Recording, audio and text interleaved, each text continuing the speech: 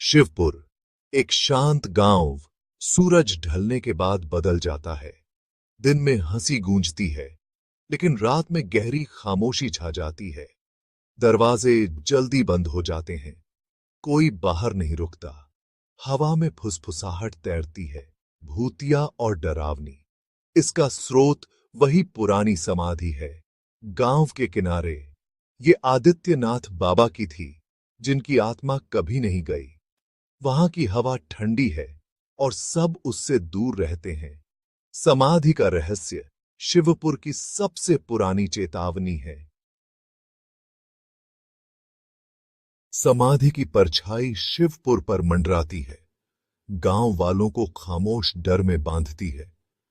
रात में अंदर की एंटिटी और मजबूत हो जाती है। जो लोग पास रहते हैं उन्हें मंत्र सुनाई देते हैं, धीमे, हिप्नोटिक, टेरिफाइंग। समाधि एक सिकली रोशनी से चमकती है, पत्थर डार्क एनर्जी से धड़कते हैं। बुजुर्गों को वे दिन याद हैं जब कैटल मर गए थे, फसलें खराब हो गई थीं और गांव वाले ट्रांस में टूम की ओर भटक गए थे। उनका मानना है कि बाबा की आत्मा डर पर पलती है। जैसे जैसे डर फैलता है, वह और शक्तिशाली होती जाती है। शिवपुर ड्रेड के एक साइकिल में फंस गया है। आदित्यनाथ बाबा एक पूज्य साधु के रूप में आए थे, चमत्कार करते थे और भीड़ खींचते थे। लेकिन उनके आशीर्वाद मांगों में बदल गए, और जो लोग उन्हें मना करते थे उनके पीछे दुर्भाग्य आता था। काले रिचुअल्स और बलि की फुसफुसाहट फैल गई। गांव वालों का सम्मान डर में बदल गया। एक रिचुअल के दौरान एक युवा लड़की की मौत ने सब बदल दिया। गांव वालों ने सच्चाई देखी। वह संत नहीं, एक सॉर्सरर थे। उन्होंने गांव को शाप दिया। बुजुर्गों ने प्राचीन राइट्स से उनकी आत्मा को समाधि में फंसा दिया। टूम्ब एक जेल थी, लेकिन रात की फुसफुसाहट याद दिलाती है, डर बना रहता है। रामलाल एक प्रैक्टिकल किसान पुरानी कहानियों को खारिज करता था, जब तक कि उसकी पत्नी एक रात गंभीर रूप से बीमार नहीं पड़ गई। हताश होकर उसने समाधि के पास से शॉर्टकट लिया, चेतावनियों को नजरअंदाज करते हुए। जैसे ही वह पास आया, एक ठंडी हवा चली, उसकी लालटेन फ्लिकरिंग करने लगी और परछाइयां नाचने लगीं। फिर मंत्र सुनाई दिए, गहरे, इनह्यूमन, पैरालाइजिंग। डर से जमकर उसने अपने कंधे पर एक बोनी हाथ महसूस किया और स्क्रीमिंग करते हुए गिर पड़ा। सुबह गांव वालों ने उसे समाधि के पास पाया, आंखें वाइड, मंत्रों और ठंडे स्पर्श के बारे में बुदबुदाते हुए। रामलाल कभी ठीक नहीं हुआ। उसकी आवाज खो गई। उसका चेहरा हमेशा के लिए डर से मार्क्ड हो गया। वह एक जीवित चेतावनी बन गया, ढी के शाप का प्रमाण। गांव का डर गहरा गया। अब कोई कहानियों पर शक नहीं करता था। शिवपुर की हॉन्टेड समाधि की किंवदंती विक्रम तक पहुंची। एक डेयरिंग यूट्यूबर। चेतावनियों को खारिज करते हुए उसने कैमरे लगाए और टूम पर अपनी रात का लाइव स्ट्रीम किया। घंटों तक कुछ नहीं हुआ। आधी रात तक इक्विपमेंट में खराबी आ गई, बैटरीज खत्म हो गईं और समाधि के ऊपर एक नीली रोशनी चमकने लगी। ऑडियो में वही डरावना मंत्र सुनाई दिया जिसका वर्णन रामलाल ने किया था। हजारों लोग स्टन्ड चुप्पी में देखते रहे। जैसे ही रोशनी तेज हुई, विक्रम, जो कभी निडर था, घबरा गया और भाग गया। स्ट्रीम को अचानक खत्म कर दिया। वीडियो वायरल हो गया, शिवपुर के डर को दुनिया के सामने उजागर कर दिया। लेकिन गांव वालों के लिए यह अब सिर्फ एक कहानी नहीं थी। डर असली था और बढ़ रहा था। विक्रम के वीडियो ने गांव के बुजुर्ग हरिशंकर को जवाब खोजने के लिए मजबूर किया। उसे पुरानी पांडुलिपियां मिलीं जो सच्चाई बताती थीं। आदित्यनाथ बाबा एक डार्क सॉर्सरर थे, जो मानव बलि के माध्यम से अमरत्व की तलाश कर रहे थे। गांव वालों ने उनके अंतिम रिचुअल को बाधित कर दिया था, जिससे उनकी आत्मा फंस गई, लेकिन अधूरा रह गया। समाधि एक जेल और एंकर दोनों बन गई, उनकी बेचैन आत्मा को बांधे रखा। रात में मंत्र बाबा का शुरू किया गया काम पूरा करने का प्रयास था।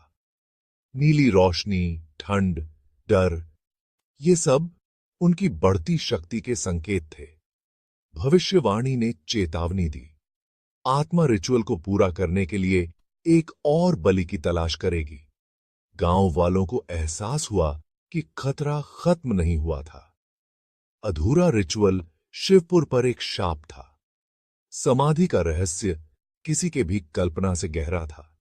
असली हॉरर बस शुरू हो रहा था।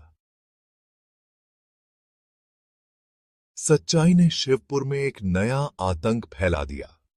रात में तेज फुसफुसाहट, अजीब परछाइयां और समाधि के पास एक चमकती आंखों वाले फिगर की साइटिंग्स होने लगीं। माता पिता बच्चों को अंदर रखते थे, पुरुष व्यर्थ में पेट्रोलिंग करते थे। मंत्र मजबूत होता गया। टूम के अंदर से एक हताश, प्लीडिंग आवाज भी शामिल हो गई। फिर गांव के मुखिया का बेटा मोहन गायब हो गया। आखिरी बार समाधि के पास देखा गया था। केवल उसकी चप्पल और खिलौना मिला। टूम से कुछ कदम दूर गांव वाले समझ गए, बाबा ने अपनी बलि ले ली थी। भविष्यवाणी पूरी हो गई थी। रिचुअल पूरा हो गया था। शिवपुर की किंवदंती अब एक जीवित नाइटमेयर थी और अंधेरा बस फैलना शुरू हो रहा। जून 2025 को शिवपुर पर ऐसा अंधेरा छाया हुआ था कि वो जिंदा लग रहा था। गांव वाले आदित्यनाथ बाबा की समाधि के पास इकट्ठा हुए थे। उनके चेहरे कांपते दियों की रोशनी से जगमगा रहे थे। अचानक एक अजीब सी हवा चली, जिसने आधी लौ बुझा दी और हवा में ठंडक ला दी। वे सिर्फ पूजा करने नहीं आए थे, उन्हें एक ऐसी कहानी ने खींचा था जो गांव को सताती थी। समाधि टिमटिमाती रोशनी में हिलती हुई लग रही थी, जैसे सांस ले रही हो। गांव वालों का मानना था कि बाबा की आत्मा अभी भी यहीं टिकी हुई है। उनकी चेतना दो दुनियाओं को जोड़ रही है।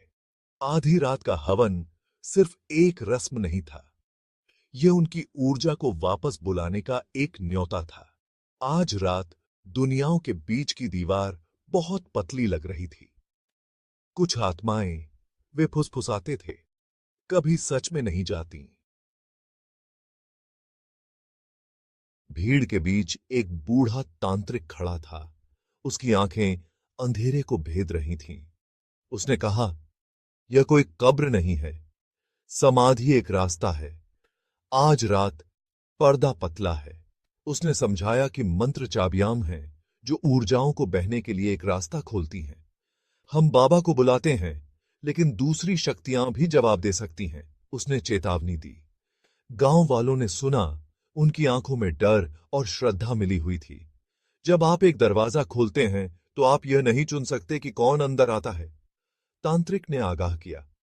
बाबा एक रखवाले हैं, लेकिन मंत्र सभी आत्माओं के लिए एक पुल बनाते हैं। आज रात दुनियाएं टकराएंगी, तैयार रहना। आग की रोशनी टिमटिमाई, परछाइयां नाचने लगीं और हवा और ठंडी हो गई। हकीकत और कहानी के बीच की दीवार गायब होने वाली थी। तांत्रिक की चेतावनी कोई खाली धमकी नहीं थी। शिवपुर के पास इसका सबूत था। विक्रम, शहर का एक नास्तिक, एक बार शर्त लगाई थी कि वह समाधि पर अकेले एक रात बिता सकता है। वह बहादुरी से अंदर गया, लेकिन सुबह तक वह पहचाना नहीं जा रहा था। उसके बाल सफेद हो गए थे, उसका चेहरा रातों रात दशकों बूढ़ा हो गया था। वह फिर कभी साफ साफ नहीं बोला। फुसफुसाहट और परछाइयों से सताया हुआ था, जो सिर्फ उसे दिखाई देती थीं। विक्रम ने दावा किया कि उसे किसी पुरानी चीज ने देखा था। उस पर हमला नहीं किया गया था, लेकिन वह पूरी तरह बदल गया था। उसकी कहानी एक चेतावनी बन गई। समाधि का अनादर करो और यह तुम्हारी आत्मा को ही सुखा देगी। गांव वाले कभी अहंकार की कीमत नहीं भूले। समाधि की शक्ति असली थी और बेरहम। शिवपुर को एक और कहानी सताती है। 2 बजे का समय। बुजुर्ग कहते हैं कि रात 2 बजे समाधि की ऊर्जा चरम पर होती है और दुनियाओं के बीच का पर्दा बिल्कुल पतला हो जाता है। पत्थर से मंत्र गूंजते हैं, तब भी जब कोई वहां नहीं होता। अगर आप उन्हें सुनते हैं तो उन्हें कभी दोहराए नहीं। वे इंसानी जुबान के लिए नहीं हैं। और सबसे बढ़कर कभी पीछे मुड़कर न देखें, चाहे आपका नाम कोई भी पुकारे। आत्माएं निडर हो जाती हैं, अपनों की नकल करती हैं। कदमों की आवाज, हंसी, कुछ भी, ताकि आप मुड़ें।